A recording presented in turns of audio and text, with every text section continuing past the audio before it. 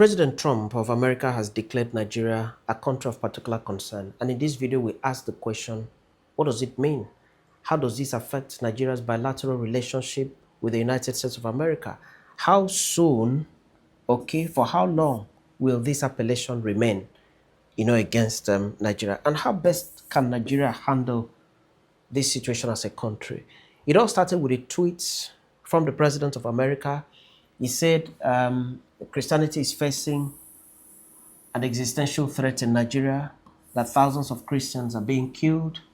And he says, I hereby, uh, uh, I am hereby making Nigeria a country of particular concern. Right? He said that is just the list of it all. He says Christians are killed in Nigeria at the ratio of 3,100 as against 4,476 worldwide. And that's alarming. That's seriously alarming. And for that reason, the president says the United States of America cannot stand by while such atrocities are happening in Nigeria and numerous other countries. We stand ready, willing, and able to save our great Christian population around the world. Donald J. Trump, President of the United States of America. That's where it all started, with that tweet from the president. Now, following that tweet, the president of Nigeria has responded, and he has said that Nigeria stands firmly as a democracy governed by constitutional guarantees of religious liberty. And he has said that the description of Nigeria, the characterization of Nigeria as religiously intolerant, does not reflect our national reality. Okay, that's the president of Nigeria defending his own country naturally. He says that Nigeria is a country with constitutional guarantees to protect citizens of all faiths. Bola Ahmed Tinubu, but he gave a guarantee that he's committed to working with the United States government and the international community to deepen understanding and cooperation on protection of communities of all faiths. This press release has not addressed the issue that President Trump raised in his tweet, wherein he gave a figure and said 3,100 Christians are being killed in Nigeria alone as against 4,400 and something worldwide. I said that this is alarming.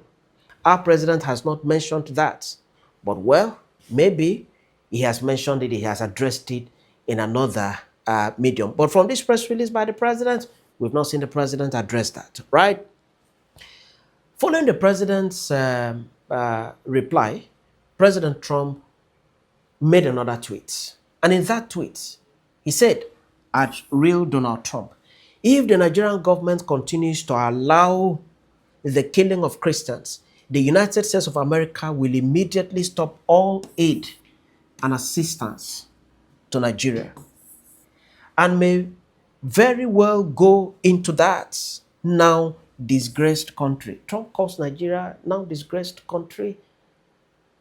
A lot of people won't agree with him on that. Nigeria is still an independent country. Call it now disgraced country. Maybe Trump will have to explain that clearly for Nigerian citizens. He says that may very well go into that country guns a-blazing to completely wipe out the Islamic terrorists who are committing these horrible atrocities. I'm hereby instructing the Department of War to prepare for possible action. If we attack, it will be fast, vicious, and swift, just like the terrorists are attacking our cherished Christians. He now sends a warning. Nigerian government better move fast. And he made this tweet on 1st November 2025. That's 2 days ago. Now, what does it mean to declare a country as a country of particular concern? Now, I'll give a bit of a background.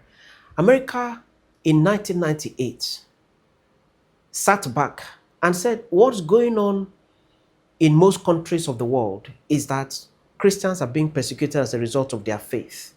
Muslim minorities are being persecuted as a result of their faith.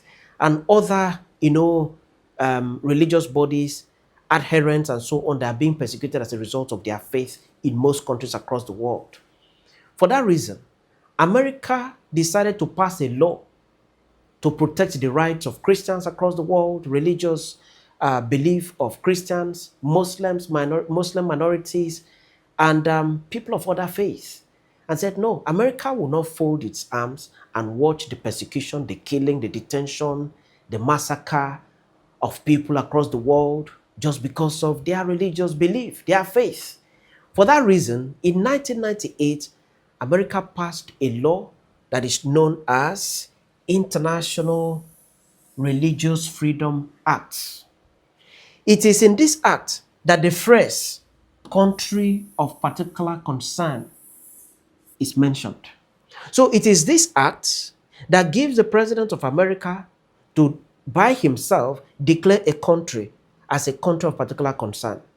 Or he delegates that power to the Secretary of State to declare a country as a country of particular concern.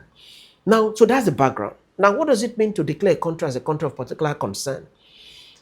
A country of particular concern, otherwise known as CPC for short, is a designation by the United States of America of a country responsible for, note, particularly severe violations of religious freedom. Particularly severe violations of religious freedom under the International Religious Freedom Act.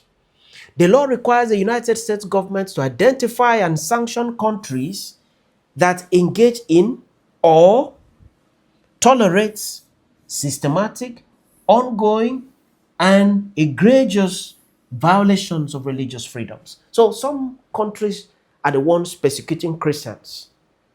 Some countries are the ones persecuting Muslim minorities, right?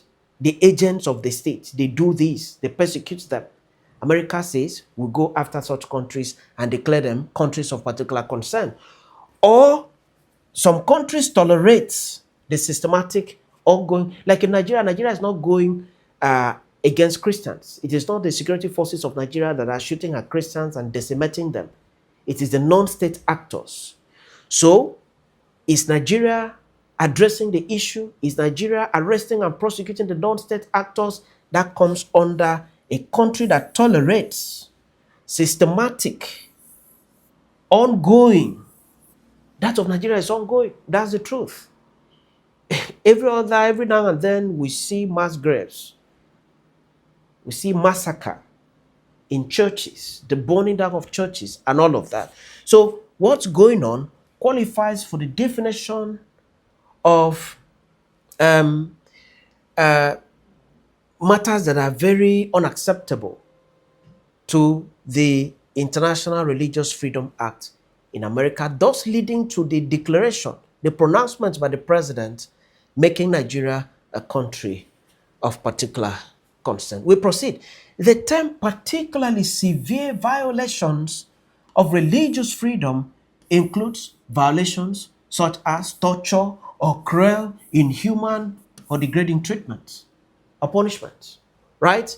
It also includes prolonged detention without charges. It also includes causing the disappearance of persons by abduction or clandestine detention of those persons. It also means other flagrant denials of the right to life. This is where Nigeria's own really fits in. When people are killed, they've been denied their right to life. People are killed and buried, mass graves, shallow graves, some missing and all that. They've been denied their right to life, and this is where Nigeria's own really fits in.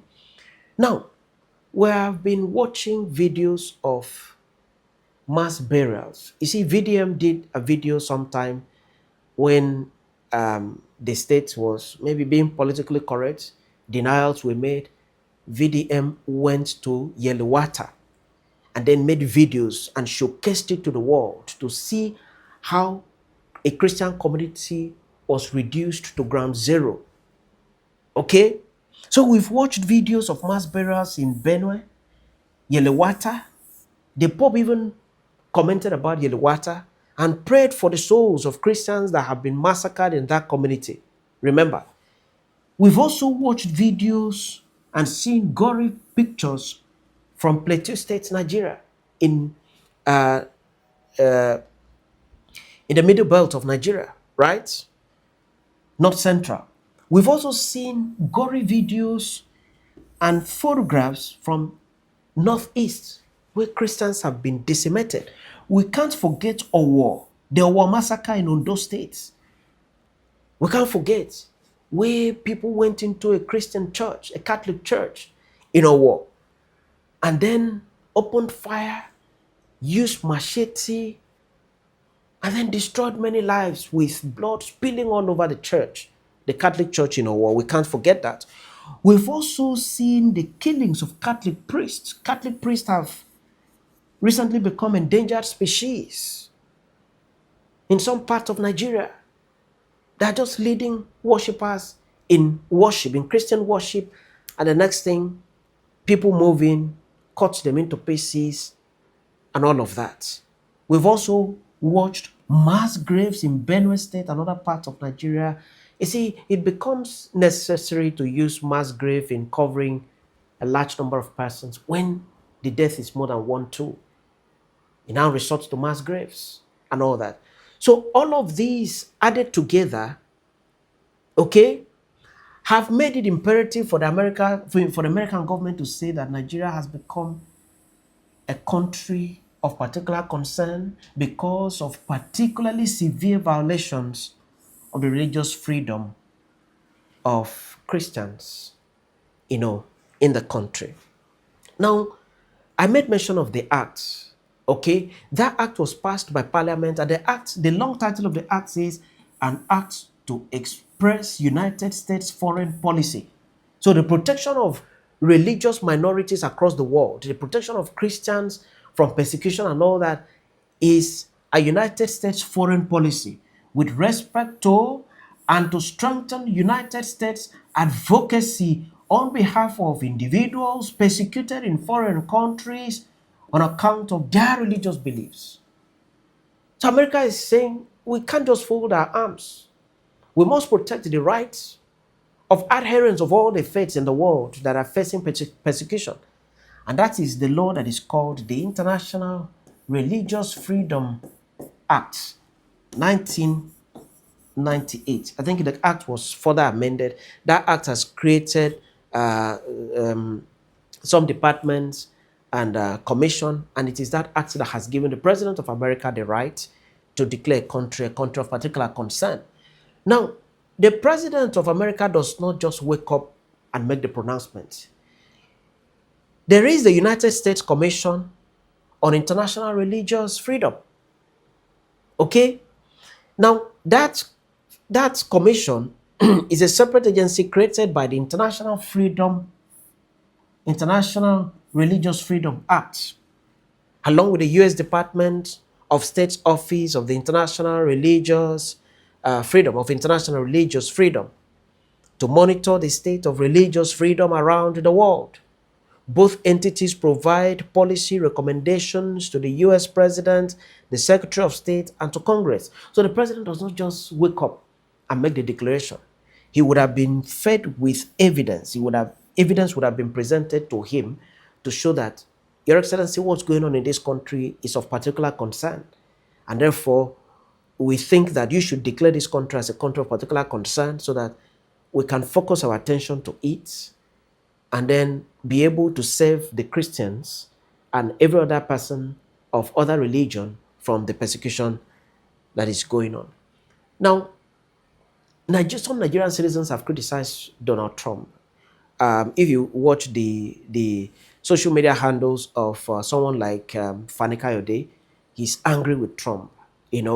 Other persons have given explanation to say, oh, this thing is not as you say it is. This thing is not happening that way.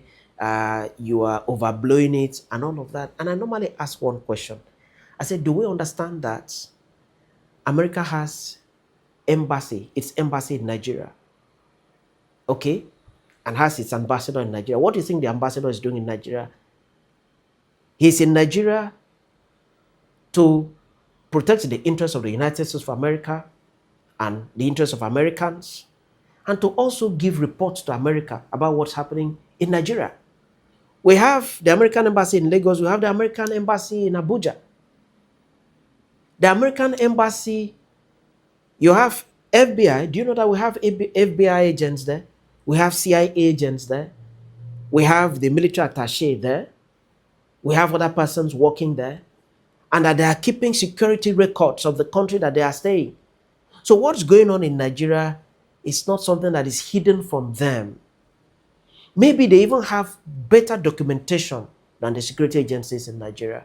And so when I hear Nigerian citizens crying, telling Trump, you are overblowing this and all that, and I ask this question, do you even know whether they have more evidence than we have? And they send their people to those places to take photographs, do videos, interview people quietly without your knowing. Right? Now, what does this mean to Nigeria? One, possible economic sanctions by the United States of America. Two, travel restrictions for officials complicit in the abuse. Three, suspension or reduction of U.S. development assistance. Because Nigeria has refused to grow as a country that is rich naturally, so we still depend on assistance, aid, and all of that. So America can stop all of that as a result of this. Four, you remember that during Jonathan's administration, the leaders of APC at the time wrote to Obama and told Obama to stop the sale of arms and ammunition to Nigeria, the Tucano jet and all of that. And it worked. Obama stopped that. When a country is declared as a country of particular concern, one of the things that can happen is restrictions on arms sales or defense cooperation. So it can happen. Number five, freezing of assets or blocking of transactions with U.S. entities. And number six, labeling Nigeria as country of particular concern can complicate relations at a time when Nigeria is seeking stronger investment and security cooperation. So there are consequences in declaring a country of particular, concern.